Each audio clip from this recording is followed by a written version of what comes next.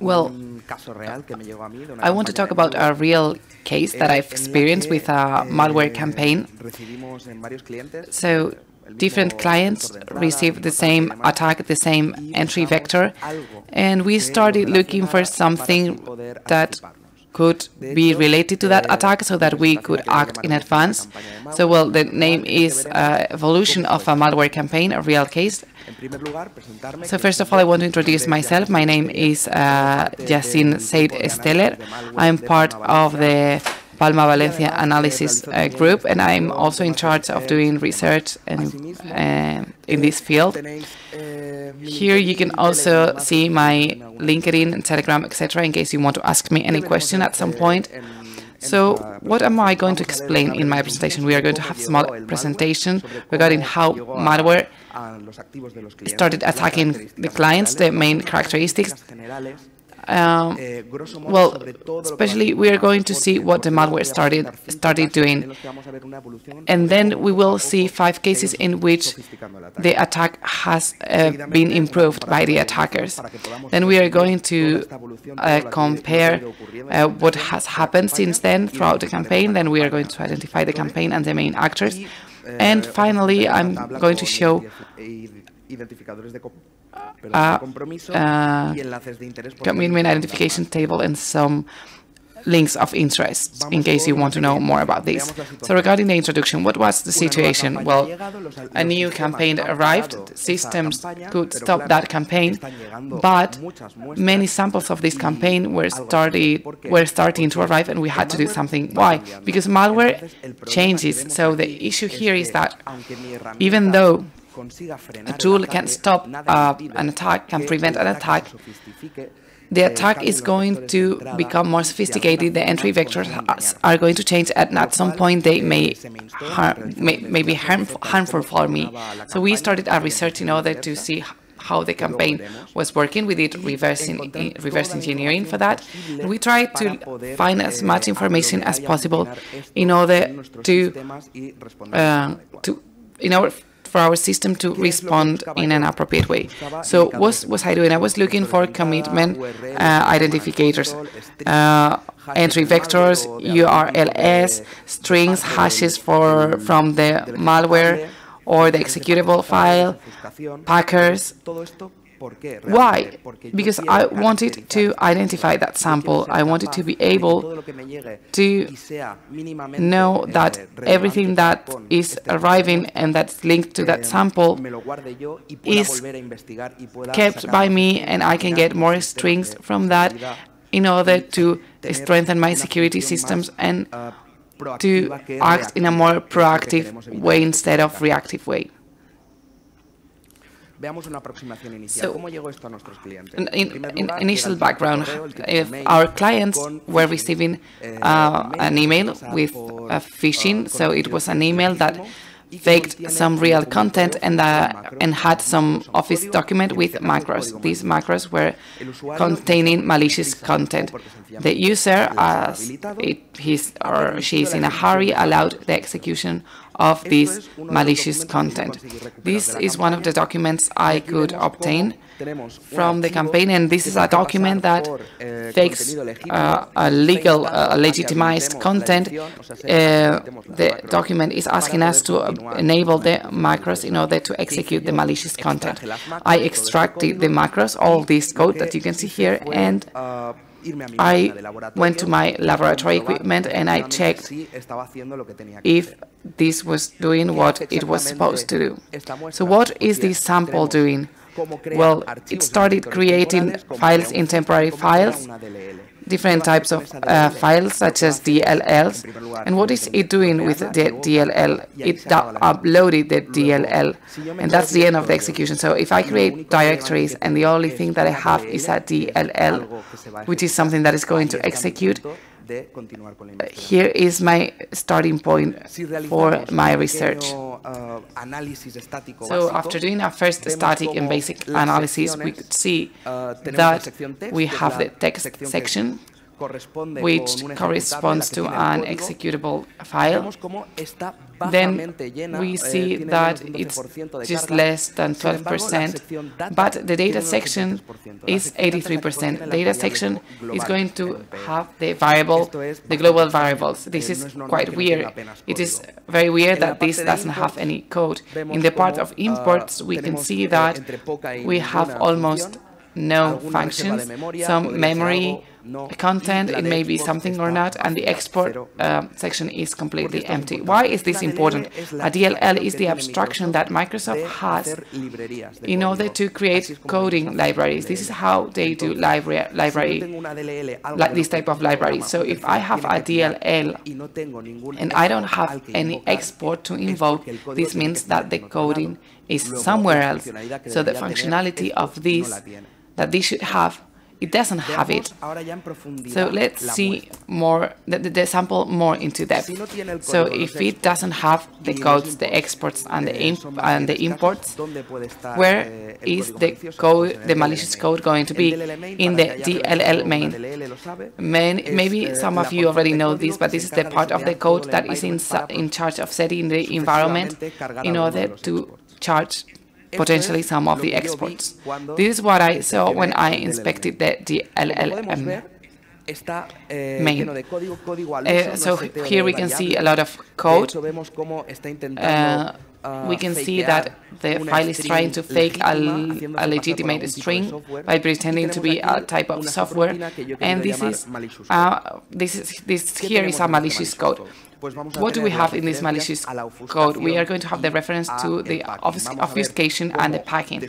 We're going to see how this obfuscates the content and starts injecting. So first, we are going to see this obfuscation. We are going to see that it's going to do a memory, it's going to obtain some memory space, it's going to decompress the code, and it's going to put it in a loop that's going to be in charge of filling the memory with a vector that's inside the data sector that's going to start this obfuscating when we apply that code and we shift to the bit. And then we're going to have another XOR operation. So once the memory is disobfuscated, what's the next step? We should know if the thing that we're having here is code or not. As we can see here in this call, this is calling virtually to the memory section that has filled. This means that we're going to have a code. The result of doing an operation such as this one is translated into a redirection of the operation flow. So we've seen the obfuscation. Now let's see how we can unpack this sample. If with the debugger I go to the memory section that I've been linked to, what I'm going to see is this lot of strings that have been hard-coded and that are now part of the pile. And this is translated in all these so-called library methods that are going to help us to get some conclusions. So this malware is going to host some memory in order to do more decompression through an MZ. The decompression process is going to take place before and after changing the parameters of the hosted memory. The memory, which is interesting, is the one that's going to change permits. So for me to execute a memory area, I'm going to have to provide with permits. And this is what I'm going to do with virtual protect. This is how I'm going to be able to execute that memory. What would be logical in this case would be establishing different points in order to learn the memory addresses and also the virtual, I'm going to work in the virtual and in the virtual project. And once I'm working in the virtual project, I know that after doing all the coding, the injection part is going to be remaining. So when I watched with virtual protect what was inside, we could identify the BP strings, and we could see this program cannot be run in those modes. So this sample is already unpacked. So now we have to keep it and to continue with our analysis. So we've seen that the obfuscation, the repackaging, but how is the injection going to happen? Well, we're going to have the reflective technique, reflective delete injection. This is like the initial diagram. Let's imagine that we have an attack and a victim. The victim process is going to have a malicious DLL already downloaded, and our attacker is going to be able to access that memory area. And it's going to call the reflective loader. The reflective loader is going to be invoked through this EAT, this export. It's going to upload the DLL, it's going to execute all the malicious content, and it's going to end the execution of the DLL with that reflective loader. Is going to go back to the normal execution flow. Into detail, we can see that the reflective loader, through remote thread or shell code, is going to calculate its own image base, and this is the reference that it's going to use. When the attacker wrote in the memory the DLL in the victim, it did it in a random address, so it needs to be stored in the memory in order to start parsing libraries such as virtual alloc, to gain some memory, to get extra memory space in order to inject the DLL, and to start loading and injecting the headers, the sections, the IAT, the relogs, etc. Once we have that, the reflective loader is going to call the entry point of the DLL, and the DLL starts being executed. So the malicious DLL is executed, and after the execution, the reflective loader returns the flow to the normal program flow. Let's see an analysis of the unpacked sample. We have the obfuscation, unpacking, and injection. Now let's see what this is doing, what the malware is doing. I'm going to be able to analyze that right now. So in summary, we're going to see that there are connections with the CNC. We're going to see how this is sending information that is gathering from the computer to the CNC. It's going to download more malware. It's going to break into another process related to the malware that it was just downloaded, and it also started creating temporary files. So this is all the information that's gathering: the name of the equipment, the username, the operating system version, the different user processes in execution. Here we can see all references to HTTP connections that it's going to do, and the URL hard-coded. I mean, this is like that because they don't expect that someone is going to be able to find this information out. Finally, we have the drop and execution. This is going to launch a post, a request, and with the response, and the malware is going to be able to download this temporal path, and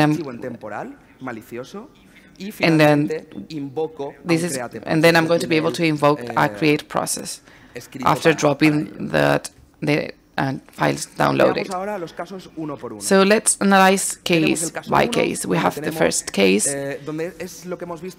which is what we've seen in the presentation at the beginning. So it's a DLL of 64 bits. This is the algorithm that we could see.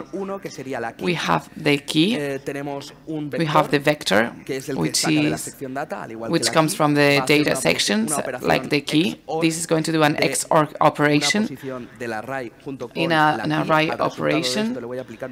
Then I'm going to shift the result with some bits, and then I'm going to apply another operation with the key. Another XOR operation with the key. Everything that I explained before can be applied to this case, but I just want to mention that the contact URL is like that, maliciousURL.com/export. Computer name, username, operating system, peer, user process, etc. Then case number 2, instead of being an URL of 64 bits, it's 32. And instead of having all the coding written as an spaghetti coding without any order, it's now organized per function so that it can be reused. So this is an example of the decompression function, which is segmented and simplified. As we can see, this takes place in different stages. The for loops is still there. We have the decompression function here, which now it looks like that. It can be expressed as a left shift of 4 bits of the array that we've mentioned before. This suffers an XOR operation plus an offset which has been hardcoded. Then the unpacking is exactly the same, but they've added another packaging layer, and UPX. UPX is the most well-known packer, the packer that everybody knows, and the most simple one. And the unpacking was well done because we could see that once that we could unpack the malicious DLL2 in a correct way with the same tool. As for cases number 3 and number 4, they are very interesting too. They are similar to the previous cases. In fact, case 3 is similar to case 1 and case 4 is similar to case 2. Characteristics are the same level of the obfuscation, etc. The difference is that the DLL injected is different. It's changed drastically.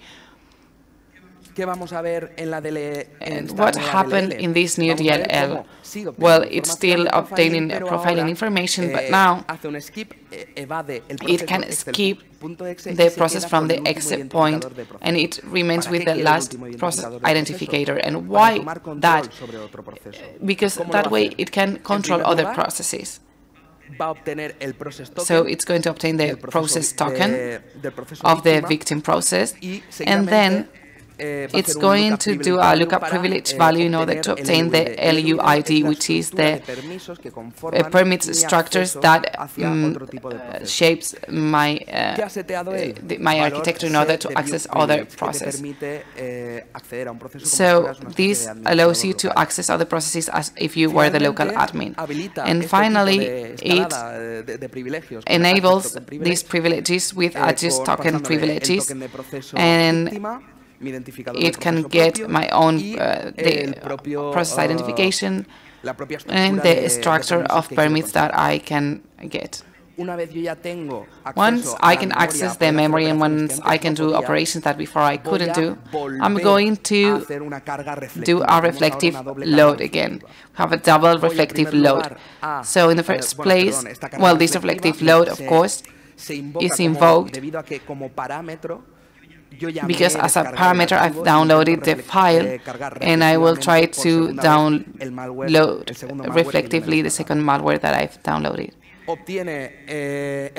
So the reflective loader is obtained through RVA.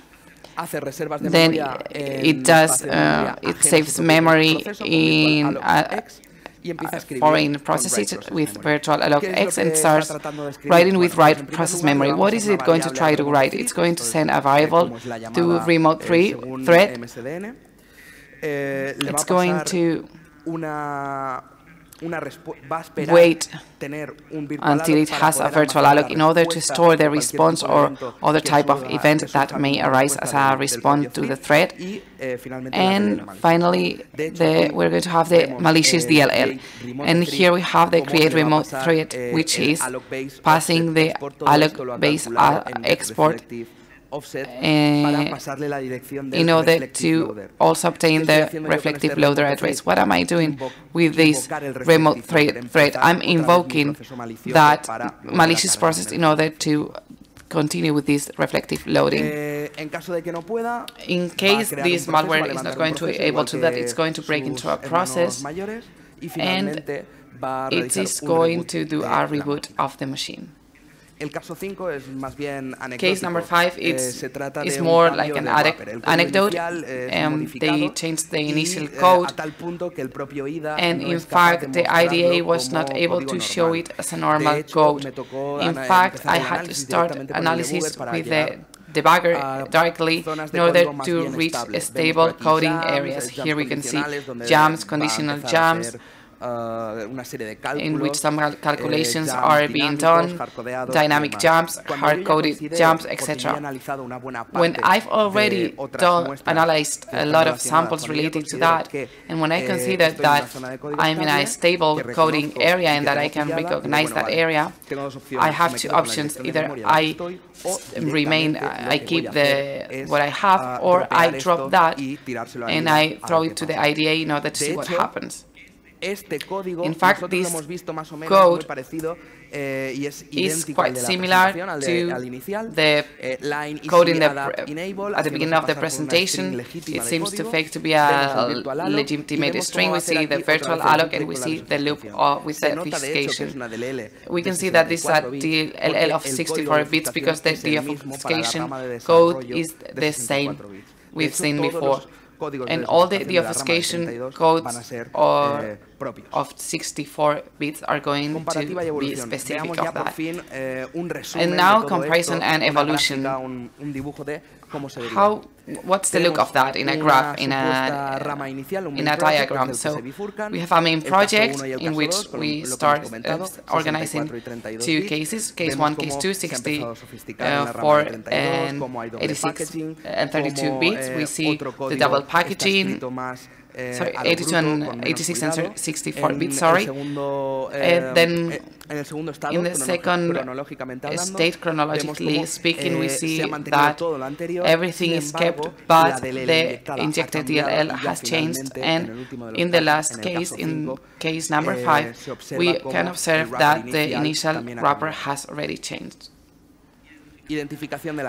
Campaign identification. Well, so the attackers behind this campaign were TA505, which is related to the downloader get2. This theoretically, why I'm saying so? Because sometimes, because of geopolitical issues, some actors try to blame some other actors. So even though my identifiers confirm to me that these are the attackers, I cannot say for sure that these may be some cyber attackers pretending to be TA505. How did I find out that these are the attackers? Well, we have the vector of entry which matches things that I've been researching, such strings, RD64, RD86, also the URLs of the command and control pretending to be Microsoft URLs, help me too,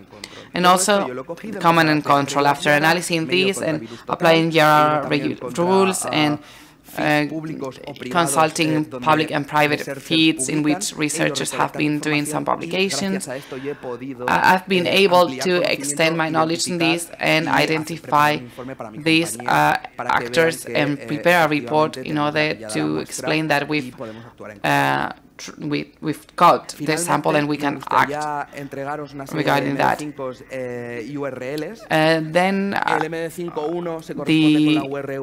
I would like to show you the MD5s and the URLs in case you want to reverse to confirm that this is true and that all this information matches. Here we have the GitHub of Stephen Fuhr, who discovered the reflective DLL injection technique, so no better place to get to know about this than the website of ired.team, in which we can see how this technique could be implemented. This is very interesting because sometimes in the defense part we forget that in order to learn how the malware works, we need to be able to replicate it, because we are going to be able to know all the problems and all of the different cases that we are going to obtain with this malware. And finally, in order to finish my presentation, I just want to show you the Twitter of the researcher is about Sidon. Here you can see a tweet in which he explains the whole campaign of TA505, and this also is going to help you see that all taking into account all the information that we achieved. Probably this campaign was launched by this attacker, this factor. This is it. Thank you very much. Thank you to CyberCamp for having invited me and for promoting cybersecurity. And if you have any questions, you can ask me right now, or I will be also available for you to talk to me after the presentation. Thank you very much. ¿Dudas? ¿Preguntas? Are there any questions? No. Any doubts? Vale. Okay, well, thank you. Thank you again, and thank you for attending to my presentation. Thank you for being interested. I think that it's very important for young people to participate in this type of events. Otherwise, it couldn't make sense for experts.